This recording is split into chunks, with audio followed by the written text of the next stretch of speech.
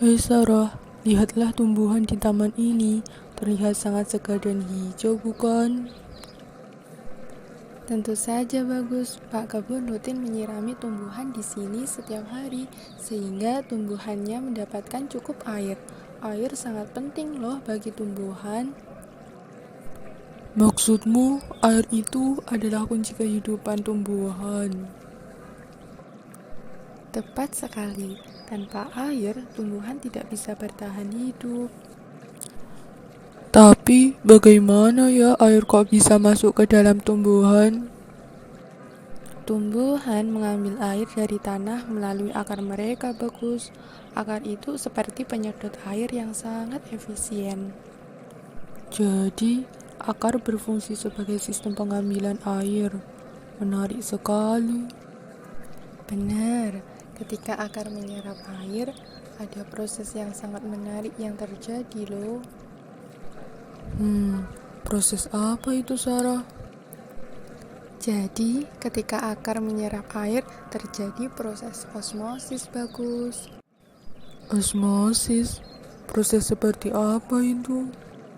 Osmosis adalah peristiwa perpindahan air dari larutan yang konsentrasinya rendah atau hipotonik ke larutan yang konsentrasinya lebih tinggi atau hipertonik. Jadi, air dapat terserap ke dalam akar karena konsentrasi larutan mineral di dalam tanah lebih rendah daripada cairan yang berada di dalam jaringan akar, yang mengakibatkan air berpindah dari dalam tanah memasuki epidermis akar, lalu ke korteks, kemudian ke bagian endodermis, lanjut ke peristikel. Selanjutnya, air masuk ke pembuluh xilem untuk kemudian ditransportasikan ke seluruh tubuh tumbuhan. Jadi, ketika akar menyerap air dari tanah, kadar air di dalam sel akar menjadi lebih tinggi. Tepat sekali, peristiwa osmosis ini akan mendorong lebih banyak air masuk ke dalam akar tumbuhan. Jadi, air membuat sel akar menjadi penuh ya? Kira-kira apa efeknya bagi tumbuhan? Ketika sel-sel akar penuh dengan air, tumbuhan menjadi lebih tegak dan kuat. Hal ini akan membantu mereka tumbuh. Wow, jadi itu ya yang membuat tumbuhan tidak layu. Tapi, bagaimana air bisa naik ke bagian atas tumbuhan ya? Itu berkat adanya daya kapilaritas tumbuhan, bagus.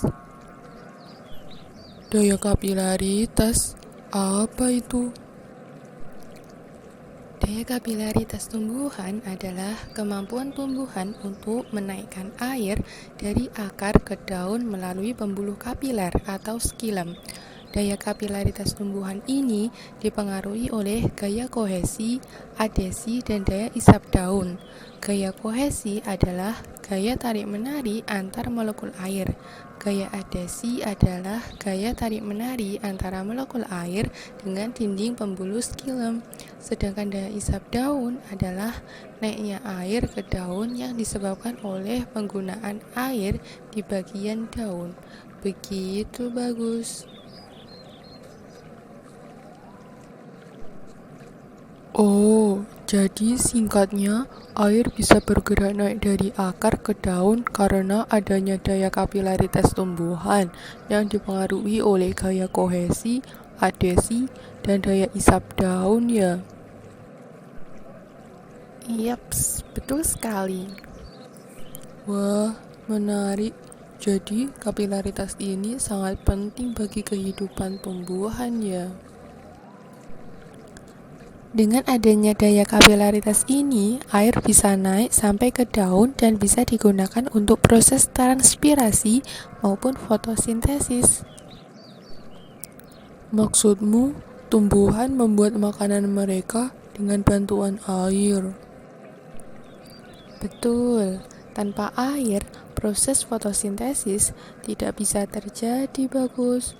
Tumbuhan tidak bisa menghasilkan makanan dan oksigen yang kita butuhkan. Wow, jadi air, osmosis, dan kapilaritas semuanya saling berkaitan ya. Iya, betul sekali, Bagus. Terima kasih Sarah atas penjelasannya. Sekarang aku sudah paham proses masuknya air dari tanah ke akar dan bisa naik sampai ke daun. Sama-sama, Bagus. Senang bisa menjelaskannya ke kamu. Sarah, apakah besok ketika istirahat kamu ada waktu luang? Sepertinya besok aku tidak ada kegiatan pas waktu istirahat. Memangnya kenapa?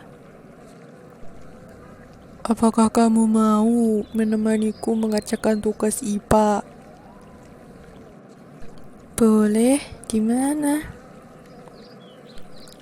Kalau di perpustakaan bagaimana? Oke, siap, Bagus. Ayah, Sarah mau berangkat sekolah. Emangnya kamu sudah sarapan? Sudah dong, Ayah. Ya sudah, ayo ayah antar. Mumpung hari ini ayah ke kantornya siang hari. Wah, tumben ya. Iya, karena tadi malam ayah sudah lembur, jadi hari ini berangkatnya siang saja. Wih, ayo deh Ayah, kita berangkat. Sudah lama ya ayah tidak mengantar kamu ke sekolah. Iya, Ayah sih sibuk terus. Iya deh, ayah minta maaf. Gak apa-apa Ayah, terima kasih ya sudah bekerja untuk Sarah. Ngomong-ngomong, bagaimana sekolahmu? Lagi banyak tugas nggak? Aduh, banyak banget ya tugasnya. Pusing Sarah sampean. Saran ayah sih, jalanin saja. Pasti semua akan berlalu kok. Iya deh, doain Sarah ya Ayah. Pasti ayah doakan. Semoga anak ayah ini semua tugas-tugasnya selalu dipermudah oleh Allah. Amin. Amin. Memang tugasnya apa saja? Banyak pokoknya ya, sampai bingung Sarah mau nyebutin apa saja. Ya udah, pokoknya semangat buat anak ayah. Oke Ayah. Hai Bagus, gimana nanti jadi ke perpustakaan? Jadi dong, kamu bisa kan? Oke, bisa dong. Terima kasih Sarah sebelumnya. Kayak sama siapa aja kami ini. Ya sudah, aku mau masuk kelas dulu ya. Oke, aku juga mau masuk kelas. Assalamualaikum Bagus. Bagaimana kabarmu hari ini? Waalaikumsalam Bu Dina. Alhamdulillah hari ini saya sehat Bu. Alhamdulillah kalau begitu. Tadi sudah sarapan kan? Sudah Bu Dina. Oke, kalau begitu mari kita memulai pelajaran hari ini. Jadi hari ini kita akan membahas mengenai air, osmosis, dan daya kapilaritas pada tumbuhan. Apakah Bagus sudah pernah mendengar istilah osmosis dan daya kapilaritas pada tumbuhan? Wah, sudah Bu. Kebetulan kemarin saya membahas hal itu bersama Sarah. Wah, bagus kalau begitu. Sekarang coba kemukakan apa yang kamu ketahui mengenai osmosis.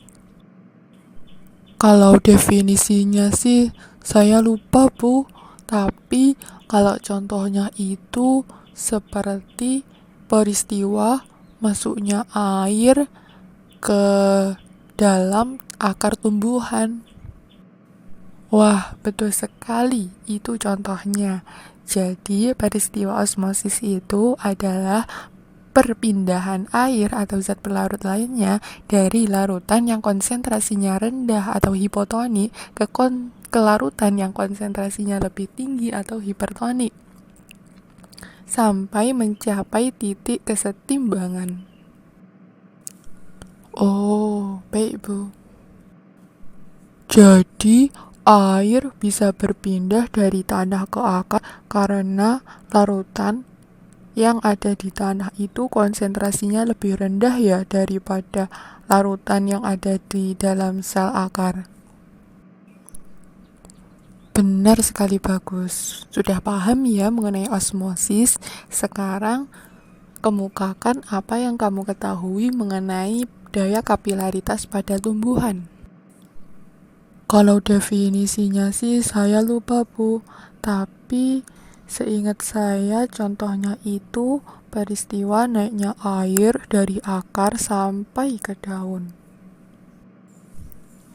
Wah, betul sekali, bagus. Jadi, daya kapilaritas pada tumbuhan itu kemampuan tumbuhan untuk menaikkan air dari akar sampai ke daun melalui pembuluh kapiler atau pembuluh xilem.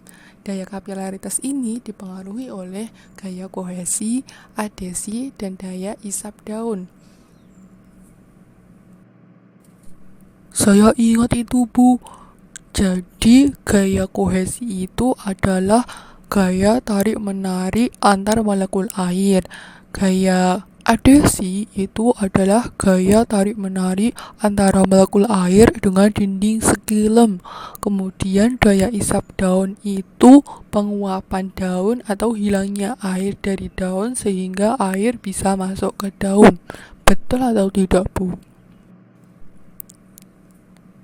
Nah, betul sekali, bagus.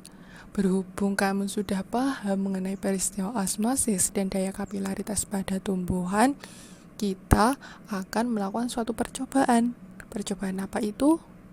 Yaitu percobaan peristiwa osmosis yang terjadi pada kentang. Percobaannya nanti kita lakukan di lab IPA. Baik, Bu Dina. Oke, bagus. Sekarang kita mulai percobaan peristiwa osmosis yang terjadi pada kentang. Apa sih yang kita butuhkan? Kita harus menyiapkan pisau, penggaris, gelas, timbangan digital, kentang, air, dan garam. Untuk alat dan bahannya sudah Ibu siapkan di atas mejamu ya, bagus. Baik, Bu. Terima kasih. Lalu, apa yang harus saya lakukan? Oke, jadi yang harus kita lakukan yaitu yang pertama kita harus memotong kentang menjadi berukuran panjang 4 cm serta lebar dan tingginya itu 1 cm sebanyak 3 potong. Kita motongnya itu dengan bantuan pisau dan penggaris. Kemudian timbang dan catat masing-masing massa potongan kentang sebelum dilakukan perlakuan. Kemudian kita siapkan 3 buah gelas yang diisi dengan air yang sama rata. Pada gelas pertama, jangan tambahkan garam. Gelas kedua, tambahkan 1 sendok garam. Dan gelas ketiga, tambahkan 2 sendok garam. Langkah selanjutnya, masukkan potongan kentang ke masing-masing gelas tersebut. Kemudian, rendamlah potongan kentang tersebut selama 1 jam. Setelah 1 jam, timbang dan catat lagi masing-masing massa potongan kentang sesudah dilakukan perlakuan. Kemudian, analisislah hasil percobaanmu. Untuk lebih jelasnya, Ibu sudah menyiapkan LKPD yang Ibu letakkan di atas mejamu ya, bagus.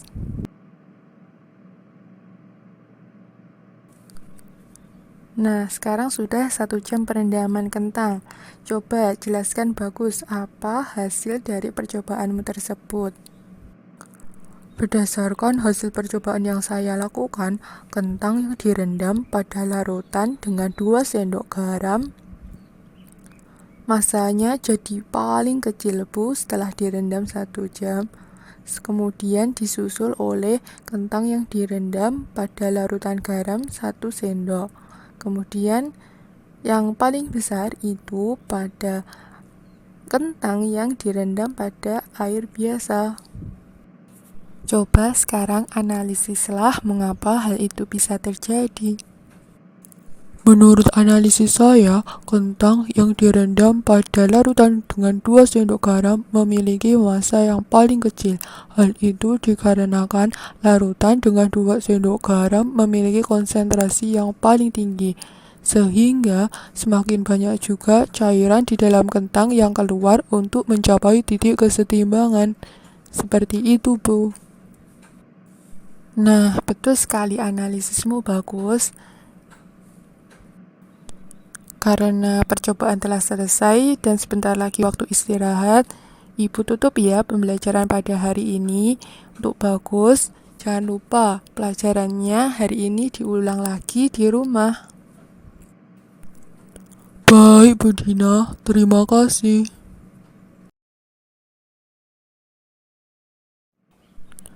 Hai Sarah, sudah lama ya kau menungguku? Belum, barusan aku datang. Jadi, tugas IPA-mu apa bagus yang bisa aku bantu? Aduh, maaf Sarah, ternyata tugas itu tidak jadi. Wah, kamu bohong sama aku, Bagus. Wah, maaf ya Sarah, jangan marah dong. Enggak, aku marah pokoknya. Aduh, jangan marah dong Sarah. Aku traktir deh jajan di kantin, gimana? Wah, oke deh kalau gitu. Giliran jajan langsung semangat. Iya dong, harus itu. Yuk, sekarang kita berangkat ke kantin.